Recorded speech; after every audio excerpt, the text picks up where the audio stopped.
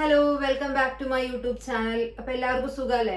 ഇന്നത്തെ വീഡിയോ എന്ന് പറയുന്നത് നമ്മളുടെ ഹെയർ ലോസിനെ പ്രിവെന്റ് ചെയ്യാനുള്ള ഒരു ഹോം റെമഡി നിങ്ങൾക്ക് പറഞ്ഞു തരാൻ വേണ്ടിയാണ്. നേരത്തെ നമ്മൾ നല്ലൊരു ഹെയർ ഓയിൽ എങ്ങനെ പ്രിപ്പയർ ചെയ്യാം, ഹെയർ ഓയിൽ യൂസ് ചെയ്യുമ്പോൾ എന്തൊക്കെ ശ്രദ്ധിക്കണം എന്നൊക്കെ പറഞ്ഞ് ഞാൻ 2 വീഡിയോസ് ചെയ്തിട്ടുണ്ടായിരുന്നു.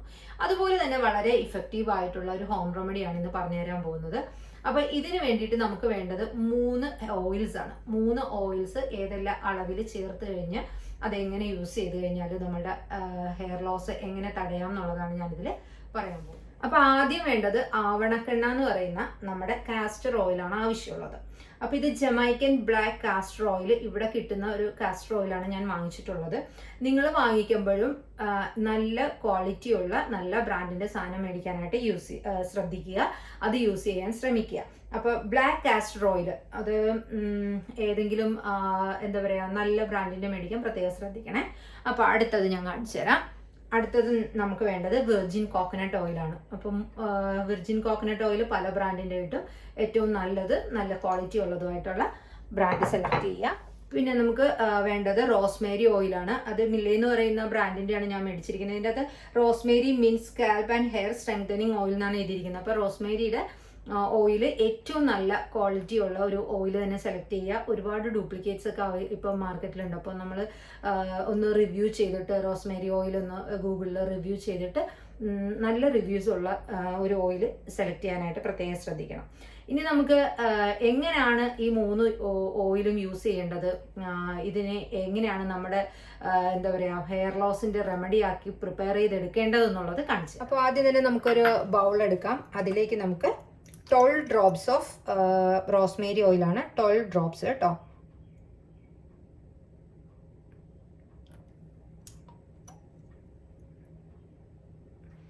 ഓക്കെ, അപ്പോൾ 12 ഡ്രോപ്സ് ഓഫ് റോസ്മേരി ഓയിൽ. അടുത്തതായിട്ട് ചേർക്കാൻ പോകുന്നത് കാസ്റ്റർ ഓയിലാണ്. അത് 1 ടീസ്പൂണോളമാണ് ചേർക്കേണ്ടത്.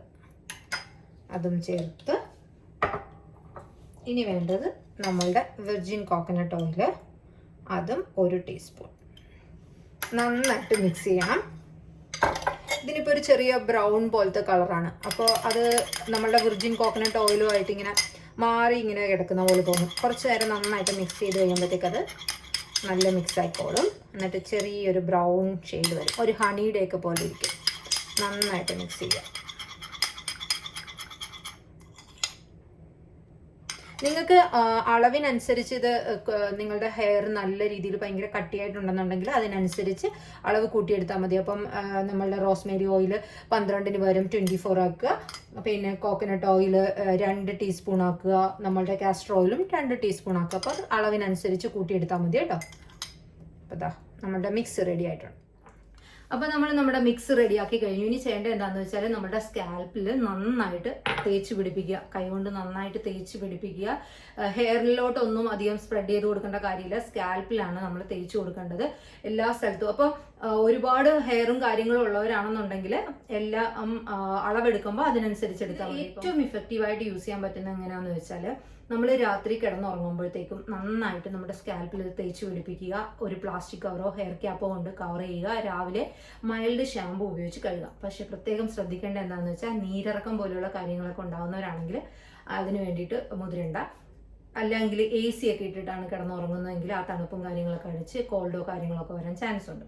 അതിന് വേണ്ടിയിട്ട് മുതിരാതിരിക്കുക അങ്ങനെ വരുന്നവർക്ക്. അല്ലാത്തവരാണെന്നുണ്ടെങ്കിൽ അരമണിക്കൂറെങ്കിലും നമ്മളിത് തലയിൽ വെച്ചിട്ട് വേണം കുളിക്കാൻ പോകാൻ. അപ്പോൾ അത് നന്നായിട്ട് തേച്ച് പിടിപ്പിക്കുക. ഹെയർ എല്ലാം കൂടി ഞാൻ എങ്ങനെ ചെയ്യുന്നതെന്ന് വെച്ചാൽ എല്ലാം കൂടി ഞാൻ ബാൻഡ് ചെയ്ത് വെക്കും. ഇവിടെ ഒരു ബാൻഡ് ഇട്ട് കെട്ടി വെക്കും.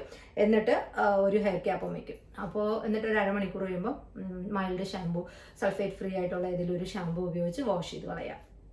അപ്പോൾ ഇത് വളരെ എഫക്റ്റീവ് ആയിട്ടുള്ളൊരു ഹോം റെമഡിയാണ്. ഞാനിപ്പോൾ ഒരു 2 മാസമായിട്ട് നന്നായിട്ട് ഇത് യൂസ് ചെയ്യുന്നുണ്ട്. നല്ല റിസൾട്ടും കിട്ടുന്നുണ്ട്. അപ്പോൾ ഹെയർ ലോസ് നിങ്ങൾക്ക് ഒരു പ്രശ്നമാണെന്നുണ്ടെങ്കിൽ ഇതൊന്ന് ട്രൈ ചെയ്ത് നോക്കുക. തീർച്ചയായിട്ടും റിസൾട്ട് കിട്ടും. അപ്പോൾ ഈ വീഡിയോ നിങ്ങൾക്ക് ഉപകാരപ്പെട്ടു എന്ന് ഞാൻ വിചാരിക്കുന്നു. മറ്റൊരു വീഡിയോയുമായി വീണ്ടും വരാം. Till then bye.